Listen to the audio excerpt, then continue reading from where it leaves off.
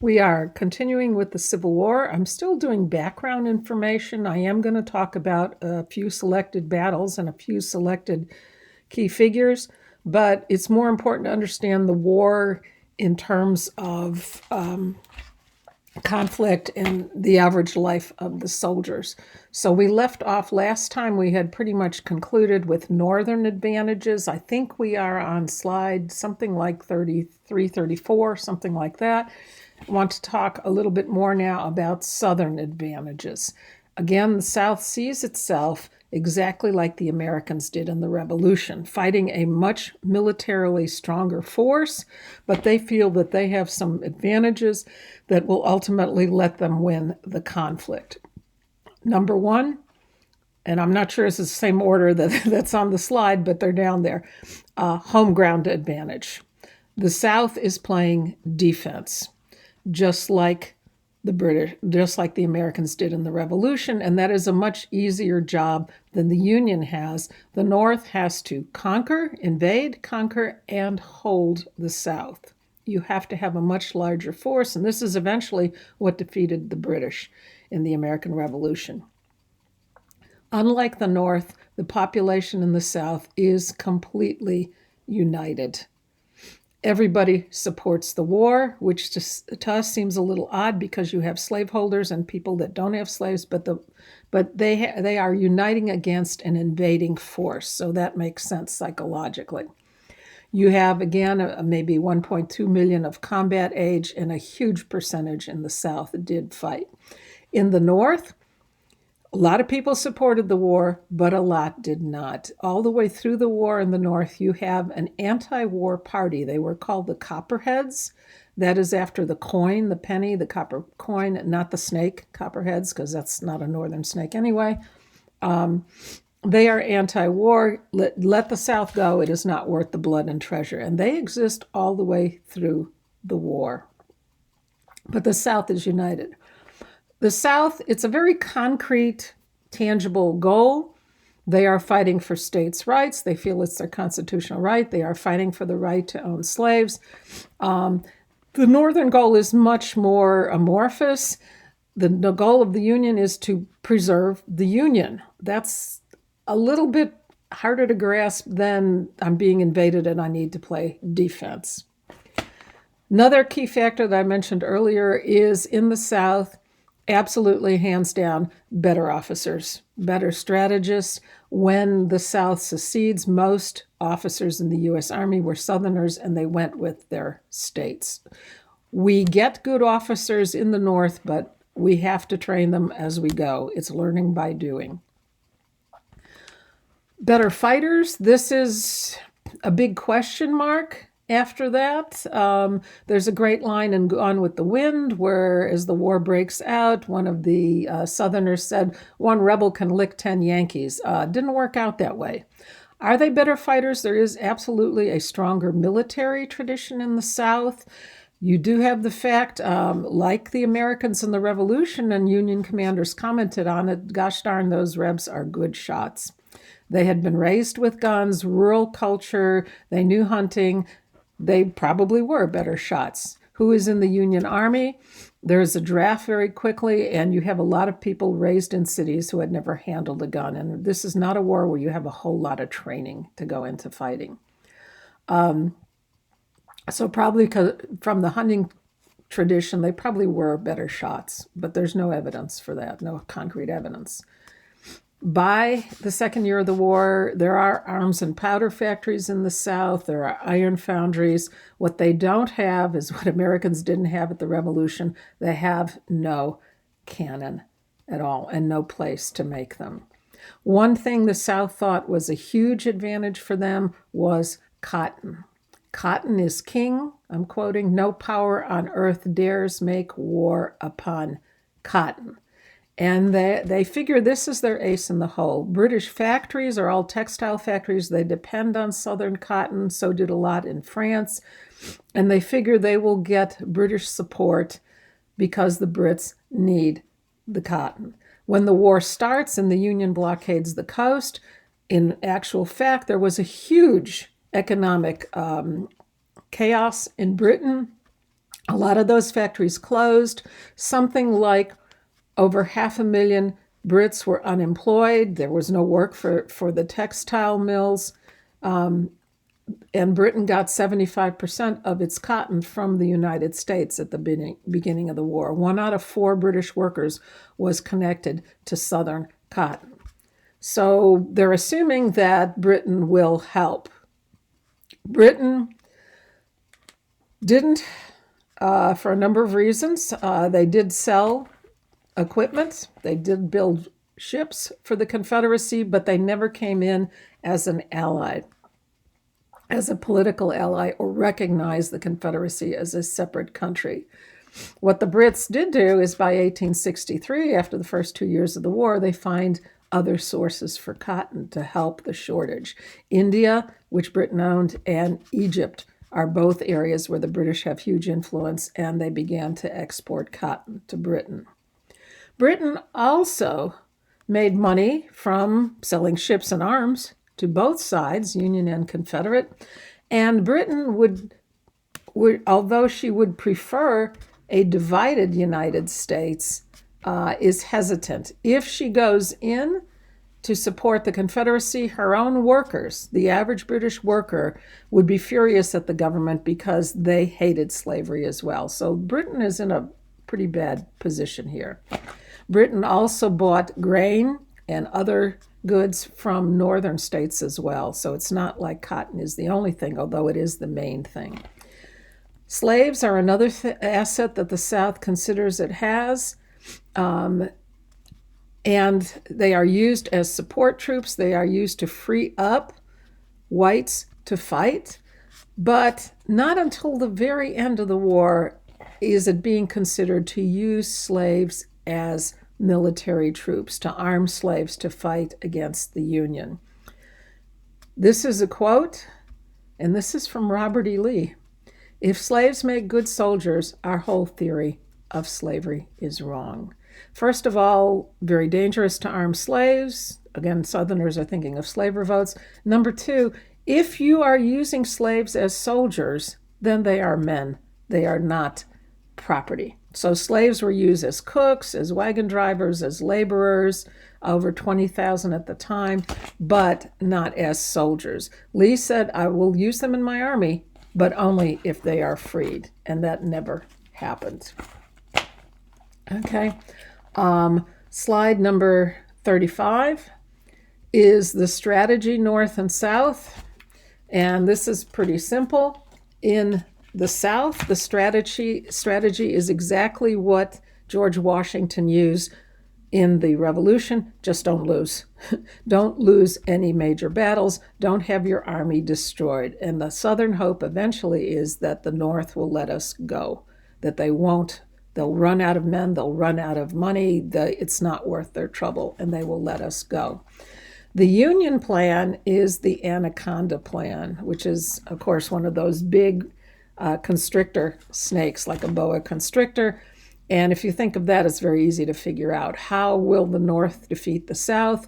First, blockade the coast, cut off imports, cut off the money they can make off of exports, and then slowly from the perimeters squeeze the South to death. So the first move is to cut off the western states, cut off Texas, cut off Louisiana, cut off Arkansas.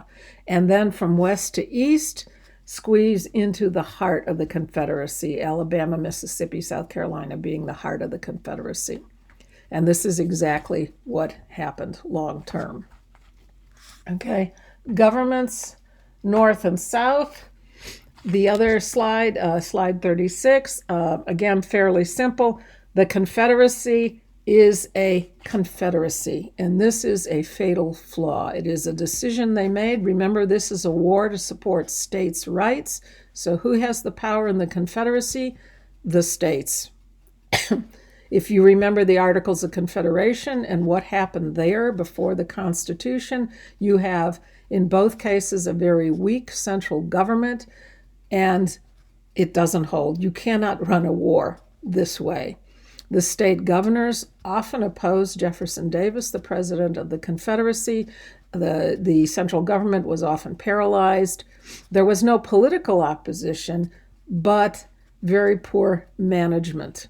And supplies, men depended on governors volunteering. So the Confederacy, the government of the Confederacy, can say, we need 100,000 men. Georgia, you need to send us 20,000, but they can't make Georgia send the troops or make Georgia give them money to buy the supplies they need. So it is a fatal flaw. In addition, some of the personnel were not the best. Jefferson Davis, who was elected president of the Confederacy, a great figure in the Mexican War, fought very heroically. He's also, incidentally, the son-in-law of Zachary Taylor, Mississippi senator, general in the Mexican War, experienced, but turned out to be an absolutely lousy president in many ways. First of all, although he had a lot of military experience, he is a very poor strategist and does not work well with his military generals. On the other hand, Abraham Lincoln, who had absolutely no military experience, he said he fought in the Indian Wars in Wisconsin for about 6 months, and as Lincoln said, I was only bloodied by mosquitoes, turns out to be an incredibly good strategist and got along with his generals most of the time. So you don't have, not the best talent at the top of the Confederacy. So Jefferson Davis argues with his generals, argues with his cabinet, changed his VP, vice president, several times, changed the men in his cabinet. There were 6 cabinet posts in the Confederacy. In the 4 years of the war, 14 different men in 6 posts, including 6 secretaries of war.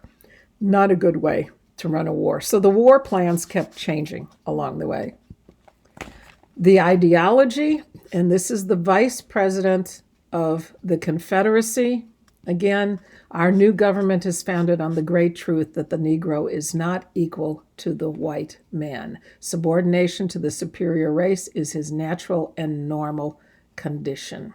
Slavery is a great philosophical and moral truth, and the Confederacy is the first government to be founded on this truth. The Confederacy, he is saying literally, is founded on slavery.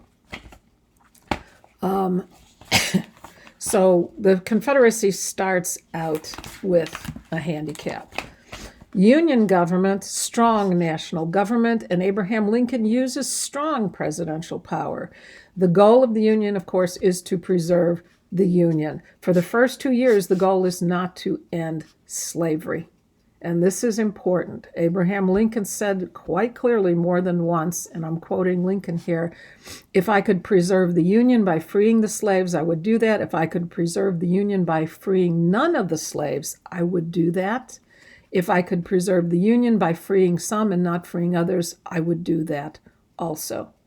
Abraham Lincoln hated slavery personally. As a young man, he had been in New Orleans taking a shipload down the Mississippi River, saw slave auctions, was completely traumatized by it. He said once about slavery, if slavery is not wrong, nothing is wrong. But he has the same problem Jefferson does. What do you do with 4 million freed slaves? And what do you do about the Constitution, which protects slavery? During the war, Lincoln used very strong presidential powers. He creates an income tax for the first time. This had not existed before. Any income over $800 was taxed, plus there is a sales tax. Really, it's the upper class that are being taxed. The average salary was usually below $800. Abraham Lincoln lent money to people and gave suppliers money without congressional approval when he had to. He also started the program of what they called greenbacks, which are paper, green, literally colored green, money. And that's where the term greenback comes from. Unlike the Confederacy, though, they didn't keep printing millions and millions of dollars of it, and Union money was considered pretty sound. So people took Union money on face value. The Confederate money became literally worthless after a while.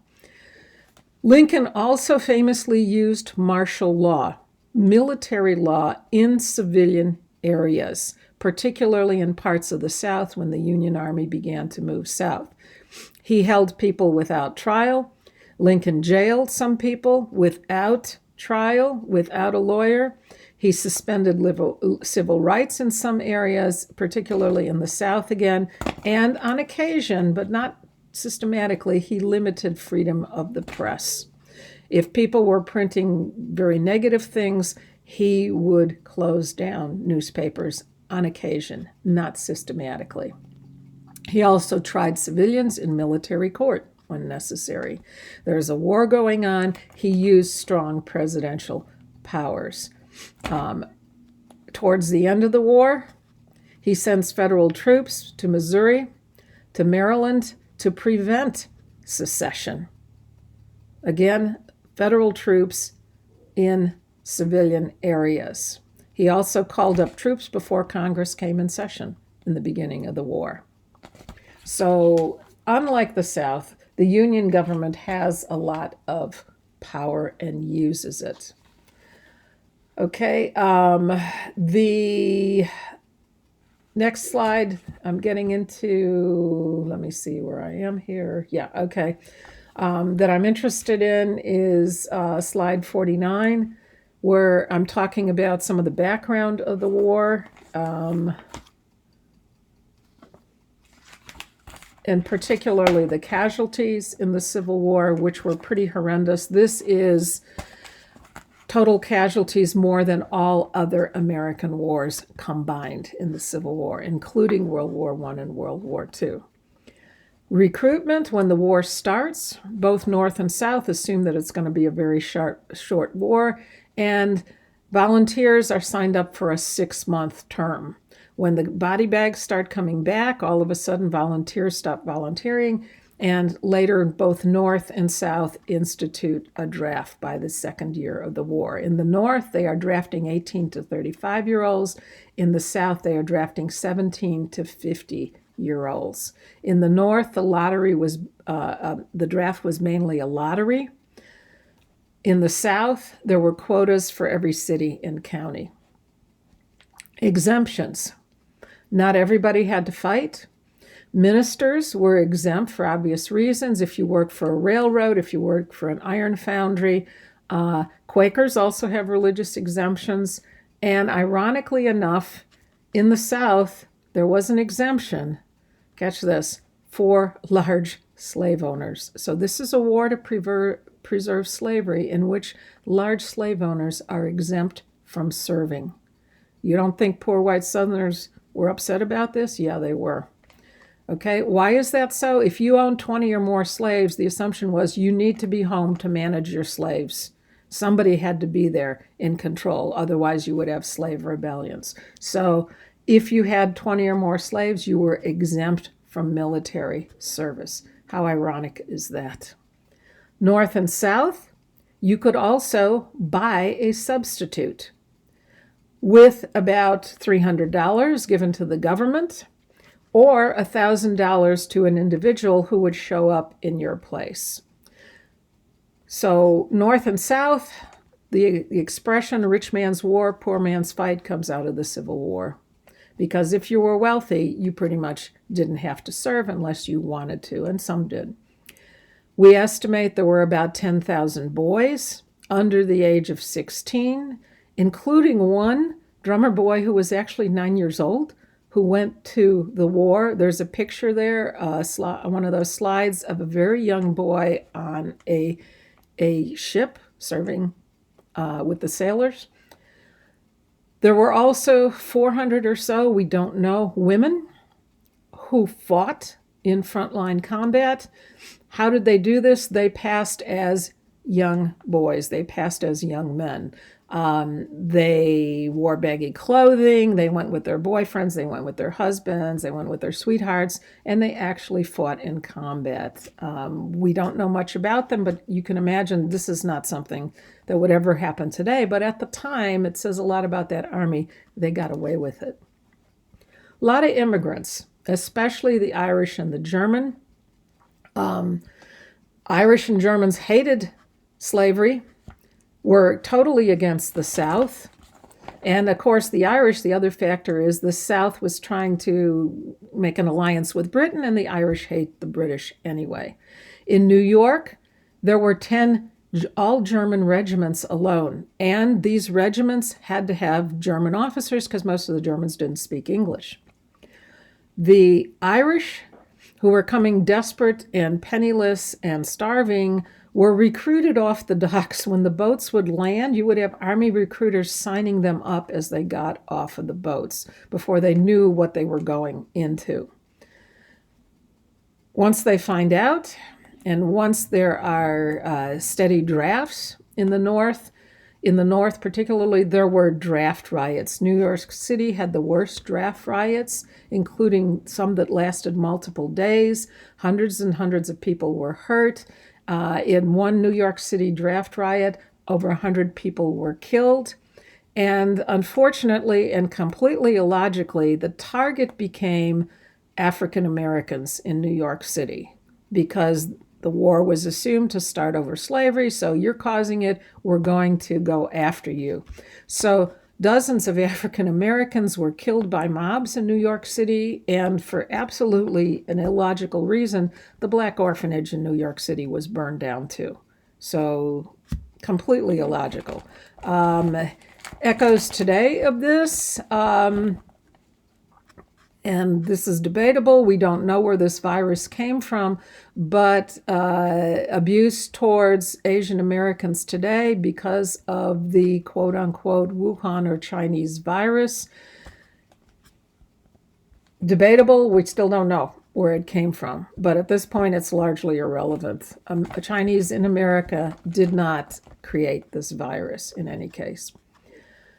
Why do these people volunteer? Why do they go to war? Because same reason they do today. Same people enlist in the military, join the Navy and see the world. There's adventure, there's glory. In largely, again, rural America, it's the only show in town. If all your friends are going, you signed up too. A lot of peer pressure, a lot of rite of passage. Okay, you're going to be a man, you're going to go off and fight in the war with your friends. Groups that enlisted from small towns and rural areas stayed as units. You stayed with your friends. They pick their own officers. So there's a lot of group support here. What we learned in the Civil War is if you put those, whatever regiment was in the front line with enormous casualties, it was really not a good idea to have all of the young males in one area become annihilated. And we learned from the Civil War to mix groups up so that all of the Massachusetts boys were not in the front lines, for example. Another factor is the pay was reasonably well in the Union. They got $13 a month, $18 a month if you were married. If you survived, you could, after a couple of years, go home, buy a farm, buy a business. It was not bad money. It was about average wages. Casualties, again, more than total wars in America combined, roughly 650,000. And if you look at the percentages, if there were 1 million Southern white males of fighting age, approximately 750,000 served. In other words, well over half of Southern white males served. If you have a 20% casualty rate there, casualties in the South about 270,000, then you have a huge percentage of Southern white males that disappeared in the war. Casualty rates in the North, 10 to 15%. If you were in any one battle, if you were anywhere near the front lines, your odds of being a casualty were 30%. And it was well known you could find the Union and Confederate Army just by looking for the buzzards in the sky, because the buzzards were coming because of the bodies on the ground. Northern casualties more than Southern, but together 650,000. Absolutely, totally brutal, horrible war. Just to give you some examples, I'm not going to ask you the numbers here, but in 20 minutes at Cold Harbor, 7,000 casualties. One Massachusetts company went into the war with 104 people enlisted. At the end of 2 years, 15 were still alive. Another Southern, the 37th Regiment, started out with 1,500 men. At the end of the war, 39 were alive. One brigade in the South was completely disbanded. There weren't enough to even gather together as a fighting force. What caused the casualties? 60. There are battle casualties, shot and killed in battle, but 60% of the deaths, 220,000 in the North alone, are from bad sanitation, diseases in camp, particularly dysentery, in other words, chronic diarrhea, scurvy, no fruit in the diet, things like measles, frostbite, pneumonia in the winters, and gangrene, frostbite leading to gangrene. The other factor is there is no antibiotics. So when we're talking casualties, you're talking dead and wounded. But of the wounded, we don't have the statistics for the Civil War, but we have it from World War I. Of the wounded in World War I, 90% of the wounded died due to blood infections, wounds getting infected. So probably very similar numbers in the Civil War. So if you're wounded, pretty much you're dead. Not from the wound necessarily, but from infection that will immediately follow the wound. The only cure at the time, of course, was amputation. And amputation has to be very quickly because in 36 hours, the wound basically becomes infected and you're going to die of sepsis. So remember these battles. If you have thousands of casualties, amputations were less than 5 minutes apiece. They would cut off a leg, literally with a tree saw, bring the next guy. Cut the next leg off, bring the next guy. Because if you didn't get these guys quickly, they're going to die anyway. So really, really horrible war. The only antibiotic, the only painkiller they really have, they did have morphine, but it runs out pretty quickly, is whiskey. Pour it over the wound, get as much down the guy as you can, and saw away. Camp food, if you have ever seen Milk-Bone dog biscuits, that was the standard. Basically, it was called hardtack. It's flour and water made into a little cake. As one soldier said, and it had often, quote, worms as big as my finger in there. Beans, coffee, anything the Army could catch, anything they could brew out of anything to create alcohol. You have long periods in camp. You have a battle of 2 or 3 days, and then you might be in camp for another 2 months again. So they have a lot of time to brew anything around them. Wherever the Army was camped, any tree within miles in any direction was immediately cut down for firewood, for warmth, and for cooking. So everybody hated to see either army come because everything edible in the district disappeared. All the trees were cut down, and there would be buzzards circling over the air. I'm going to stop there, and next time we will talk about military innovations. Slides 51 and 52. African American soldiers in the war. A high percentage of free African Americans, including 2 sons of Frederick Douglass, volunteered for the war. As the Union Army sweeps south, slaves begin to leave plantations, and they came to Union commanders begging to fight. Lincoln opposed this, was worried about the effect on white Northerners and also on white Southerners. By the middle of the war, when the casualties are very high, Lincoln says, okay, we're going to use African American soldiers. They were put in separate units. They were not integrated at all, but their commanders were white. So if you want something heroic, besides the African American soldiers, the white commanders who volunteered to lead the black units were pretty remarkable men, and a number of them were killed in battle. White troops learned to tolerate them in the North. In the South, it was shoot to kill. And about the second year of the war, there is a group of African American soldiers that are surrounded and surrender under a white flag to a Southern regiment. They were surrendered under a white flag. They are all executed on the spot. And at that point, General Grant says, okay, we are not dealing with Confederates. They cannot execute men who have surrendered under a white flag. And Grant's name, whose first name was Ulysses Grant, became U.S. Grant. I mean, what's better for a Northern commander? United States Grant.